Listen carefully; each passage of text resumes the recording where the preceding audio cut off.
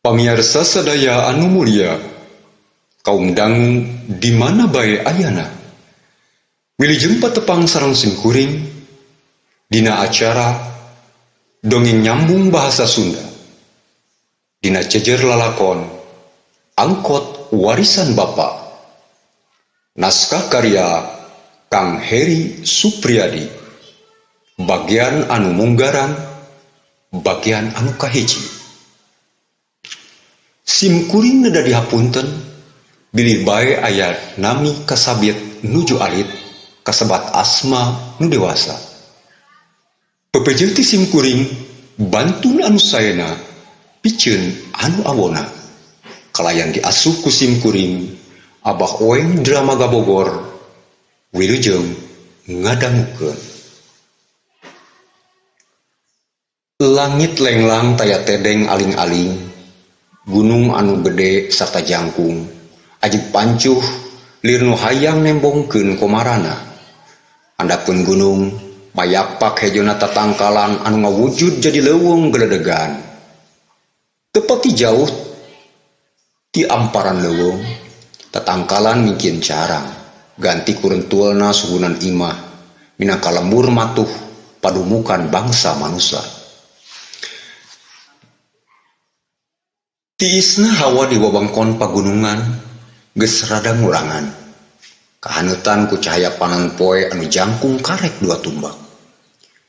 Recetna manuk-manuk nu laleutik lir anu galumbira mapag poe anu anyar dina waktu harita.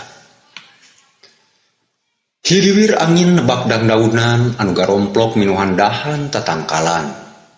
Kalayang. Plak. Pluk. Plak. Pluk. Daun nangka anu geus gararing maruragan ngabalaan buruan hiji imah. Nambahan pagawean saurang awewe anu kawilang ngora keneh anu keur sasapu di buruan imah. Bebersih nyi, saurang lalaki anu geus rada umuran anu kabeneran ngaliwat di hareupeun buruan nalek. Geus lumrah ari kahirupan di pelemburan mah. Jalma-jalmana masih keneh sarumea. Sok naranya kasaukur sakur anu paamprok, sok sanajan ngan saukur basa-basi. Sumuhun mang, bade ka kebon, nu disebut Nyi Ipah malik nanya.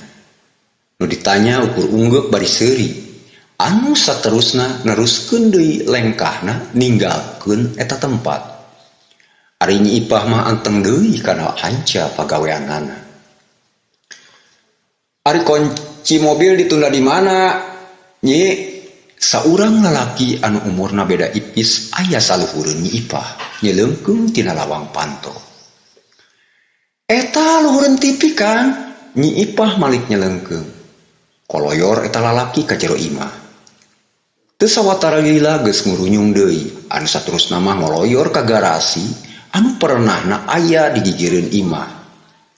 Teu dialus-alus garasi teh, ngan ukur mangrupa sasaungan anu dituruban ku ente panseng. Mobil angkot kelir kayas anu dina kaca tukangna ngaceblag aksara Cigundil Cipetir dihurungkeun mesinna anu maksudna mah ngan sakadar dihanutan. Geus kitu mah ngoloyor deui nyamperkeun Nyi Ipah. Nyi, HP si utunnya akang rek indit heula. Tong capek-capek teuing barang gawe deui. Ceuk eta lalaki anu tetela salakina Nyi Ipah. Ngusapan beuteung anu ditingali tina sareat mah geus nyedek ka bulan alaun. Mohon Kang, ati-atinya Nyi Ipah neuteuk deudeuh ka salaki anu beung banget dipika cintana. Celengok salaki Nyi Ipah nyium tarang. Disusul ku nyium jeung usapan beuteung anu geus mandayang. Geura gumelar utun. Bapa tos hoyong geura mangku. Salaki Nyi Ipah kituna teh bari teu eureun usapan jeung nyiuman beuteung pamajikanan. Lir anu suwurti budak anu di jero kandungan usik sababaraha kali. siga nu ngarti kana omongan bapak. Nyi Ipah ukur imut bari ngusapan sirah salakina. Jang, rek jalan, amang rek sekalian muat cengek ke pasar. Saurang lalaki anu mamanggul karung nyamperkeun kaburuan. Hayu mang, nyi, akang mangkat heula nya. Salaki Nyi Ipah anu tetelak ngaranna Kang Udi amutan deui. Sanggeus penumpang naik, geleyeung angkot ninggalkeun buruan. Dianteur ku paneuteub Nyi Ipah nepi ka leusna dina pengkolan. Paneuteub anu pinuh ku harepan jeung pandua keur salakina. Nyorang jalan pakampungan anu geus lila teu diomean, majuna angkot rada lalaunan. Sanggeus kaluar tina jalan lembur mah rada nyemprung lir anu diudag ku waktu. Nurek ka pasar, nurek sakola jeung sajabana, pasedek-sedek minuhan angkot. Sakapung angkot rada nyisi, pikeun naikeun jeung nurunkeun panumpang. Nepi ka terminal, panumpang tarurun kabeh. Pating laleos sanggeus mayar ongkos sewang-sewangan. Udi, saurang lalaki jangkung badag anu rembel ku tato namprakkeun leungeunna. Kang Jarot, tembal Kang Udi kituna teh dibarengan ku ngajak seuri. Geus wurti ku siwal Kang Udi ngaluarkeun duit tina pesak ka mejana. Song dibikeun ka jalma nu ngaranna si Jarot. Lain Kang Udi wungkul anu kituna teh, sarere oge sarua kudu mayar upeti ka si Jarot. Anu cenah mah ngawasa eta terminal. Lamun seug teu daek mere, mangka kudu daek barengep beungeut. Pirakungan ceban kehed, pan kamari sia can mayar, si Jarot nyorongot. Punten Kang, siang we 10.000 deui mah. Ya aya ge kanggo mumuluk sareng meser bensin. Kang Udi rada marah mir. Rek ngagurian aing sia teh ha. Rasakeun ku sia akibatna. Ceuk si Jarot kituna teh bari ngaleos tinggalkeun Kang Udi. Ieu atuh Kang. Kang Udi gegeroan bari ngacung-ngacung duit tina jendela mobil. Tapi si Jarot teu malihre. Tonggoy bae ngagedik ninggalkeun eta tempat. Supir-supir jeung tukang dagang asongan anu nempok karena eta kajadian teu bisa kukumaha. Ukur bisa menghariwangkeun Kang Udi sebab sakur ancaman si Jarot geus pasti bakal ngabukti. Panon poeng geus liwat sirah. Hawa pakotaan estuning nyongkab. Mantak lieur bayung yang ari pikeun anu can biasa mah. Dina mangsa anu sarua, panon Kang Udi cinceng nempuan jalan. Sakur jalma nu ngajanteng di laksonan, sarta dibere isyarat ku ramo leungeunna. Bisi rek ngajugjug ka tempat anu sajurusan jeung angkotna. Sajeroning narik panumpang hate mah teu woleh gegebegan. Ras inget kana ancaman si Jarot anu geus kawentar ngulit bawang tur barangasan. Pikeun Kang Udi ari nyang hareupan si Jarot wungkul mah ngarasa nguntuk. Ari kapaksa-paksa teuing mah. Sabab saeutik gedena kungsi diajar elmu bela diri dina mangsa keur lelenguhan. Ngan eta anu dipikahariwang teh sieun si Jarot mawa balad-baladna anu memang sok kitu saumpama rek nyiksa hiji jelema. Lah kumaha engkewe dan menangtukeun bagja jeung cilaka mah iwal pangeran. Gerentes Kang Udi ngusir ka salempang anu ngoroweco jeroning hatena. Waktu terus nyerelek. Teu karasa panon poeng geus ampir rep-repan. Geus waktuna pikeun mula. Da memang geus kitu biasana ari angkot kampung mah. Narik ukur semet jam 5:30. Paling leuwih nepi ka magrib. Da geus areueuh panumpang anu rek indit-inditana oge. Poe harita ukur sakali-kalina panggih jeung si Jarot di terminal. Da sasari masuk nancep, nggoning narik upeti.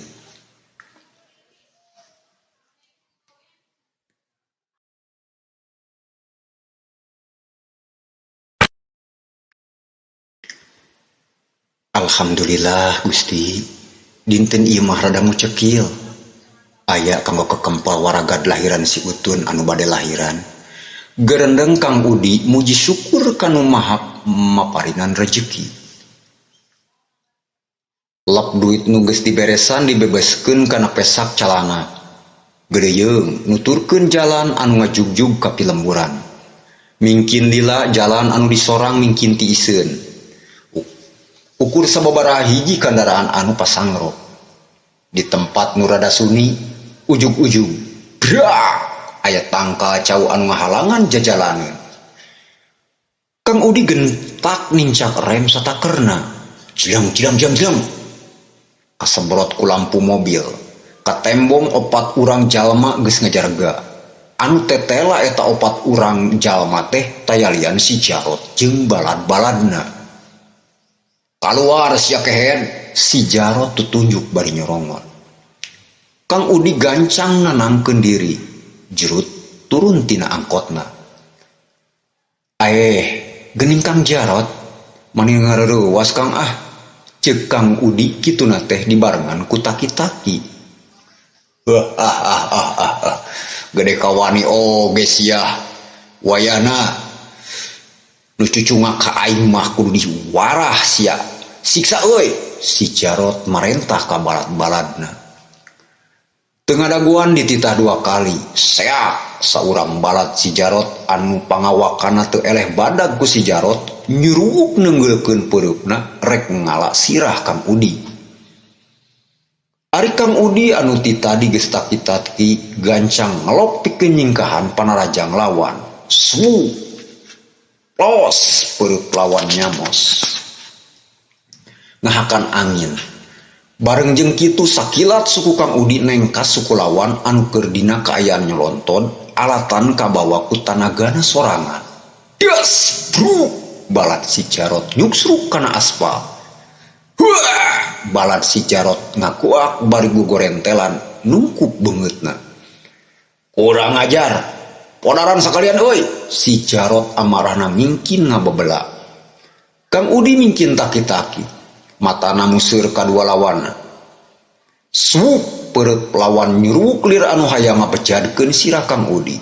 Bareng jeung eta, balad si Jarot nu saurang deui ngajejekeun sukuna rek ngala dada. Kang Udi mundur salengkah bari sakilat muterkeun awakna ka beulah katuhu. Plos cekuk peureut Kang Udi nyayang dina kakemplong balad si Jarot anu tadi rek nonjok sirah. Wadaw, balad si Jarot ngagoak.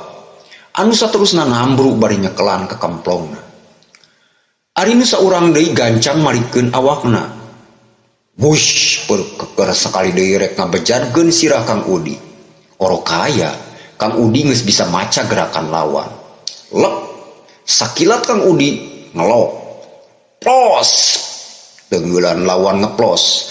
Anu ngabalukarkeun nyelonton ka bawa ku tanaga sorangan. Nempok itu gancang Kang Udi ngamanfaatkeun lolongkrang. Tiang, cidak. Suku katuh Kang Udi nengol pisan kana tonggong lawan. Waduh, bareng jeung ngagoakna awak lawan nyuksruk kana aspal. Bres, teu kanyahoan ti anggalna. Karasa ku Kang Udi aya nu nyecem tiis nojos kana tonggongna. Anu tel-tela balatina si Jarot anu ngabongohan narajang ti tukang. Kang Udi ngagoak. Getih ngaburial maseuhan awak jeung pakaianna. Bru, Kang Udi nyuuh bari pepelengkingan nyekelan tatu anu jero dina tonggongna.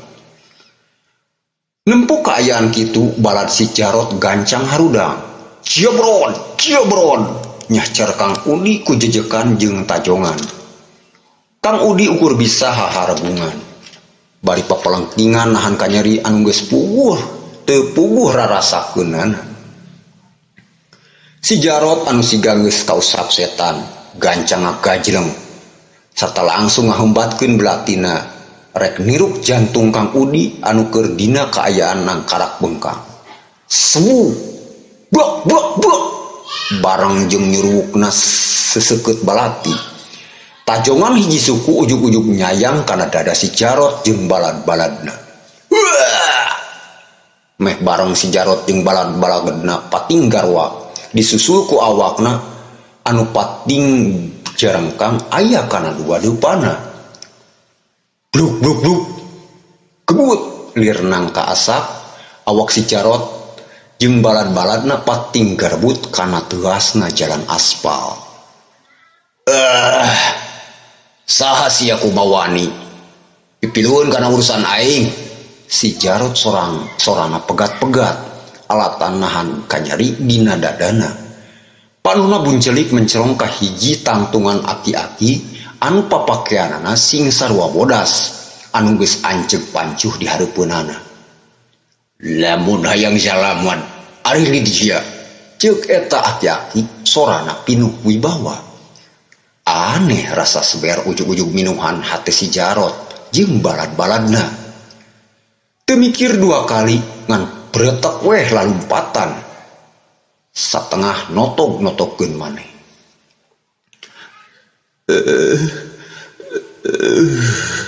Kang Udi hahargungan. Gancang eta aki-aki naguk ngadeuketan.